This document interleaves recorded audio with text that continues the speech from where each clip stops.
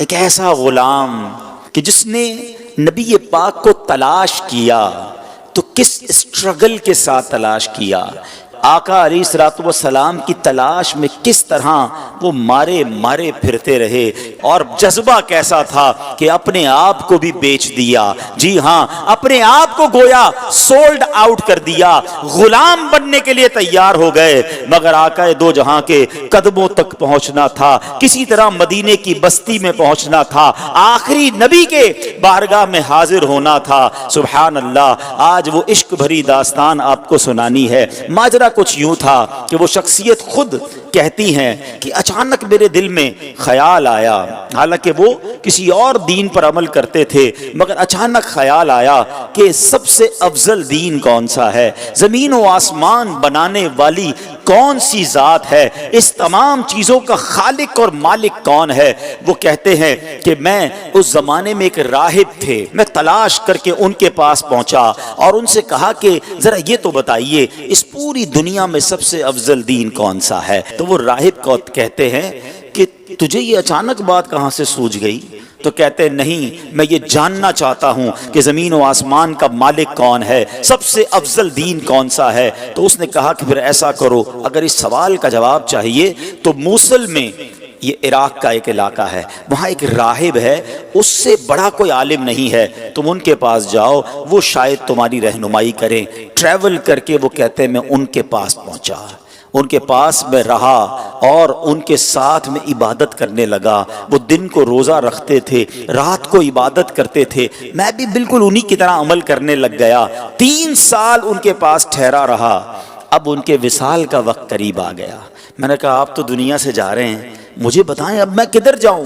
کہتے ہیں مشرق میں تو کسی ایسے شخص کو نہیں جانتا جو اس دین کا کاربند ہو جس پر میں عمل کرتا ہوں، ہاں البتہ جزیرہ عرب کے پاس ایک راہب ہے، اس کے پاس چلے جاؤ اور اسے میرا سلام کہنا۔ آپ فرماتے میں اس عالم کے پاس چلا آیا، اس کے انتقال تک اس کے ساتھ رہا۔ اب جب اس کی وفات کی خبر ہوئی تو اب 3 سال کے بعد میں نے کہا اب مجھے آپ کس کے پاس جانے دیتے ہیں، آپ کی انتقال کا وقت قریب آ گیا ہے۔ وہ کہتے ہیں میں پوری دنیا میں اور کسی کو تو نہیں جانتا، البتہ اموریہ میں ایک بڑی عمر کا عالم ہے، پتہ نہیں تم اس سے مل بھی سکو گے کہ نہیں۔ بہرحال وہ کہتے ہیں اس راہب کا انتقال ہوا، میں اموریہ کا سفر کیا، حق کی تلاش ہے، دین حق کی تلاش ہے، خالق و مالک کی تلاش ہے، ایک شہر سے دوسرے شہر کا سفر ہے۔ اب وہ اموریہ پہنچتے ہیں، وہاں بھی کچھ عرصہ رہا، اب ان کے انتقال کا وقت بھی قریب آ گیا۔ کہتا ہے اب آپ مجھے کس کے پاس بھیجتے ہیں؟ وہ کہتے ہیں اب دنیا میں میرے علم کے مطابق کوئی ایسا عالم نہیں جو حق پر ہو، البتہ ایک زمانہ قریب آتا جا رہا ہے جب حضرت ابراہیم علیہ السلام کی آل میں ایک شخص پیدا ہوگا، کئی 100 سال باقی ہیں، تم اس کو نہیں پا سکو گے، لیکن دیکھو اس کے علاوہ کسی اور کے پاس مت جانا، اگر تم وہ زمانہ پالو تو پھر تم ان کو ضرور ان کا ساتھ دینا، وہ حق پر ہوں گے۔ اور سنو اس شخصیت کی نشانی یہ ہے، انہی کی قوم کے لوگ انہیں ساحر کہیں گے، معاذ اللہ جادوگر کہیں گے، مجنون کہیں گے، کاہن کہیں گے۔ اور دیکھو ان کی ایک نشانی اور ہے، ہدیہ دو گے نا تو تناول کر لیں گے، صدقہ دو گے تو وہ اس میں سے کچھ نہیں کھائیں گے۔ اور سنو ان کے دونوں کاندھوں کے درمیان، دونوں شانوں کے درمیان مہر نبوت بھی جگمگا رہی ہوگی۔ میرے آقا کی بھی کیا شان ہے، ابھی دنیا میں ظاہری آئے نہیں ہیں، زمانہ پہلے ہی دیوانہ ہے۔ شاعر کہتا ہے نا ایک میں ہی نہیں ان پر قربان زمانہ ہے، جو رب دو عالم کا محبوب یگانہ ہے۔ آقا کا پتہ بتا دیا، مگر کب آئیں گے، کدھر آئیں گے، کہتے کچھ پتہ نہ تھا۔ اب وہ شخصیت کہتے ہیں کہ میں انتظار کرتا رہا، آخر ایک بستی کی طرف ایک قافلہ جا رہا ہے، عرب کی ایک وادی ہے، کھجوروں کی وادی ہے، یاد رہے ابھی لفظ مدینہ اس شہر کو مدینہ کہا نہیں جاتا تھا، اس کے پہلے کئی اور نام تھے. کہتے ہیں قافلہ جا رہا تھا، میں نے ان سے پوچھا تم لوگ کون ہو؟ وہ کہنے لگے ہم اس بستی کی طرف جا رہے ہیں جس بستی کا اشارہ اس راہب نے دیا تھا. آسان لفظوں میں سمجھ لو وہ قافلہ مدینے کو جا رہا تھا. کہتے ہیں کہ ہم وہاں تجارت کرنے کے لیے جا رہے ہیں. ہم وہاں تجارت کرتے تھے، لیکن وہاں آل ابراہیم میں سے ایک شخص پیدا ہوا ہے، اس کی قوم اس کے قتل کے در پہ ہے، جس کی وجہ سے وہ ہجرت کر کے ہمارے شہر میں آ گیا ہے. ہمیں ڈر ہے کہ کہیں وہ ہماری تجارت کو روک نہ دے. اب سنو، مدینے پر اس کو کنٹرول حاصل ہو گیا ہے. معاذ اللہ، وہ قافلے والے نبی پاک علیہ الصلوۃ والسلام کے خلاف باتیں کر رہے تھے، مگر اس عاشق رسول کے دل کی دھڑکن تیز ہونے لگ گئی. ارے یہ تو وہی نشانی ہے، مدینے میں آل ابراہیم سے ایک شخص آ گیا ہے، قوم جو ہے اس کے خلاف ہے. کہا اچھا یہ تو بتاؤ یہ ان کی قوم ان کے بارے میں کیا کہتی ہے؟ وہ تاجر کہتے ہیں ان کی قوم انہیں کاہن کہتی ہے، ساحر کہتی ہے، مجنون کہتی ہے. اللہ اکبر. اب یہ دیوانہ سمجھ گیا میری منزل مدینے میں ہے، یہ قافلہ جدھر جا رہا ہے مجھے ادھر ہی پہنچنا ہے. کہتے ہیں ان تاجروں کو ایسا کرو مجھے ساتھ لے جاؤ. کہتے پیسے ہیں تمہارے پاس؟ کہتے کوئی پیسہ نہیں. ارے بغیر پیسے کے سفر کیسے ہوگا؟ کوئی تو عوض دے دو، کوئی تو مال دے دو. کہتے میرے پاس کچھ نہیں، مگر عرصہ ہو گیا ہے اس شخصیت کے انتظار میں، زندگی بیت گئی ہے، مجھے کسی طرح مدینے پہنچا دو، مجھے کسی طرح ان کے پاس پہنچا دو. کہا اچھا اتنی تڑپ ہے چلو ہمارے سردار کے پاس. قافلے کے سردار کے پاس لایا گیا. سردار کہتا ہے پیسے ہیں؟ کہا پیسے نہیں، زیادہ راہ ہے، زیادہ راہ نہیں. ارے کچھ تو دینا پڑے گا. میرے پاس اور تو کچھ نہیں ہے، ایسا کرو مجھے ہی خرید لو، مجھے غلام بنا لو، تمہاری خدمت کرتا رہوں گا، کسی طرح مدینے لے جاؤ. سنو میرے پیارے اسلامی بھائیوں، صدیوں پرانی داستان ہے. ایک دیوانہ آقا کی یاد میں تڑپ رہا ہے، انہیں دنیا کے کونے کونے میں تلاش کر رہا ہے. اب تاجر کہتے چلو تمہیں غلام بناتے ہیں.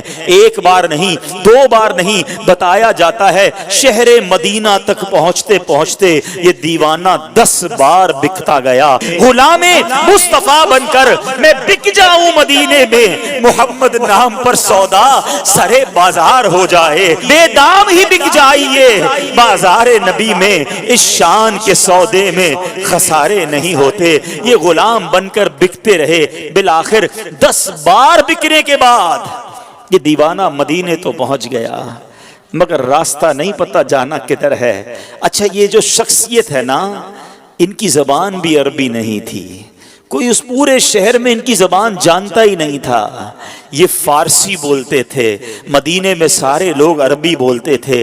کس سے راستہ پوچھتے، کس سے معلومات لیتے، جانا کدھر ہے نام پتہ نہیں ہے. اب غلام تھے، اس نے مدینہ پاک میں کھجوروں کے باغ میں لگا دیا کہ اب تمہارا کام کھجوریں توڑنی ہیں. کہتے میں کھجوریں توڑتا تھا، میں محنت مزدوری کرتا تھا، میں نے پیٹھ پر اتنا بوجھ اٹھایا کہ میرا سینہ جو ہے اور پیٹ جو ہے وہ پیٹ کی طرف چلا گیا. بس مزدور بنا ہوا تھا، انتظار تھا نبی آخر الزماں کا، کبھی تو دیدار ہوگا، کبھی تو ان کا جلوہ دیکھوں گا، کبھی تو ان کی غلامی اختیار کروں گا. مگر لوگ قریب سے گزرتے تھے، میری زبان ہی کوئی نہیں سمجھتا تھا. کہتے ہیں اب ایک دن ایک بوڑھی خاتون آئی، میں نے اس سے بات کی، وہ میری بات سمجھ گئی اور اس نے کہا کہ میں نے اس سے عرض کی کہ ماں جی مجھے بتا دو وہ شخصیت کہاں ہے جو نیا دین لے کر آئے ہیں، جو حضرت ابراہیم کی اولاد میں سے ہیں، جو اللہ وحدہ لا شریک کی طرف بلاتے ہیں، مجھے ان کا پتہ بتا دو. اب وہ کہتی ہیں کہ صبح سویرے نماز فجر کے بعد دن کے ابتدائی حصے میں وہ قریب سے گزریں گے. اللہ اکبر. اس دیوانے کی رات کیسے بسر ہوئی ہوگی، وہ رات کیسے گزری ہوگی. ساری رات دل کی دھڑکن تیز چلتی رہی کہ اب نبی پاک علیہ الصلوۃ والسلام کا دیدار ہوگا. شب ہجر کی سختیاں کوئی اس سے جا کر پوچھے، تیری راہ تکتے تکتے جسے صبح ہو گئی ہے. ساری رات جلوہ جانا کا تصور ہے، کیسی شخصیت ہوگی، چہرہ کیسا ہوگا، مسکراہٹ کیسی ہوگی، اللہ کے حبیب دکھتے کیسے ہوں گے، میں ان کا غلام بنوں گا، کیا مجھے قبول بھی فرمائیں گے کہ نہیں. وہ رات گزر گئی اور جب صبح ہوتی ہے تو پیارے آقا علیہ الصلوۃ والسلام قریب سے گزرتے ہیں، فوراً کھجوروں کا ایک چھوٹا سا حصہ لے کر آقا کی بارگاہ میں جاتے ہیں، کہتے ہیں حضور آپ کے لیے تحفہ لایا ہوں۔ ارشاد ہوا بتاؤ کیا یہ صدقہ ہے؟ کہتے ہیں جی حضور صدقہ ہے۔ آقا نے صحابہ سے کہا آپ سب کھا لیں، نبی پاک نے تناول نہیں فرمایا۔ پہلی نشانی کنفرم ہو گئی۔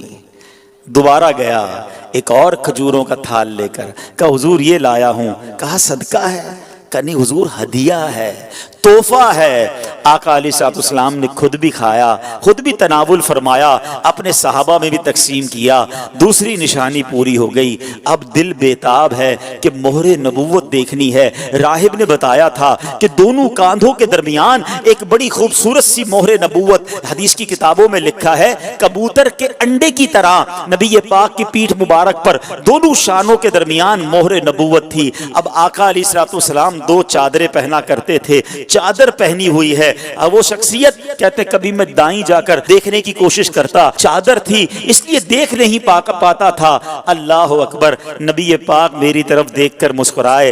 آقا نے سمجھ لیا کہ میں کیا دیکھنا چاہتا ہوں۔ نبی پاک نے اپنی مبارک چادر اتاری، کہا جو ڈھونڈ رہے ہو، جو دیکھنا چاہتے ہو آؤ دیکھ لو۔ وہ دیوانہ کہتا ہے میں دوڑتا ہوا گیا، مہر نبوت دیکھی اور نبی پاک کی پیٹھ سے لپٹ گیا، چومنے لگ گیا، کہ حضور آپ کی تلاش میں مارا پھر رہا ہوں، بہت عرصہ ہو گیا ہے حضور، بہت دیر سے آپ کو تلاش کر رہا ہوں، آقا اب آپ کے قدموں میں آ گیا ہوں، اپنی غلامی میں قبول فرما لیجئے۔ اللہ اکبر، نبی پاک علیہ الصلوۃ والسلام نے انہیں اپنی غلامی میں قبول فرمایا، کلمہ پڑھ کر دامن مصطفیٰ سے وابستہ ہو گئے۔ سنو وہ کون تھے جو اتنی تلاش کے بعد پہنچے، جو اتنے عرصے کے بعد نبی پاک کے قدموں میں پہنچے؟ وہ کوئی اور نہیں، وہ حضرت سلمان فارسی رضی اللہ تعالیٰ عنہ ہیں۔